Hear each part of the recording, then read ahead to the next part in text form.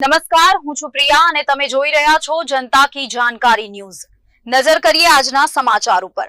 સાંતલપુરના મઢુત્રા ગામમાં અતિવૃષ્ટિને 15 દિવસ વીતી ગયા છતાં ઘરોમાં હજુ 4 ફૂટ પાણી ભરાયેલા।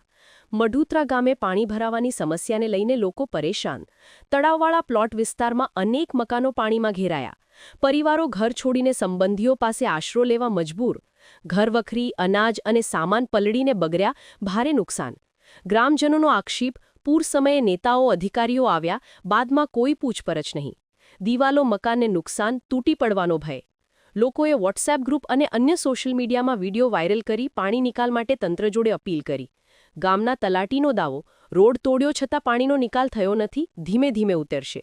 હાલની પરિસ્થિતિમાં લોકો મુશ્કેલીમાં જીવી રહ્યા છે। ગ્રામજનોએ તંત્રને સત્વરે પાણીના નિકાલની માંગ કરી। રિપોર્ટ અનિલ રામાનુજ, રાધનપુર, પાટંગ। પાણી દો તમે એકવાર પેલું પાણી દો પછી અમે કેવી રીતના ખાતા છું પીતા તમારો ખબર ન હા, એ તો વાત સાચી। અહીંયા કને ધારાસભ્ય લવિંગબા આવ્યા હતા? નહીં કોઈ આ દાંતમાં કલેક્ટર સાહેબ આવ્યા હતા? નહીં કોઈ નહીં। મામલતદાર સાહેબ? નહીં। કોઈ સરકારી તંત્ર કોઈ જ નથી આવ્યું? બરોબર। તમને કોઈ ખાવાની કીટ કે કાંઈ એવું સામગ્રી આપી હતી? શોમાં ભાઈ અપાવ્યું હતું એમને? બરોબર। એના વગર બીજું કોઈ? તલાટી સાહેબ નહીં આવ્યા હતા? સરપંચ નહીં? તલાટી સાહેબ સરપંચ નહીં આવ્યા હતા? કોઈ નહીં।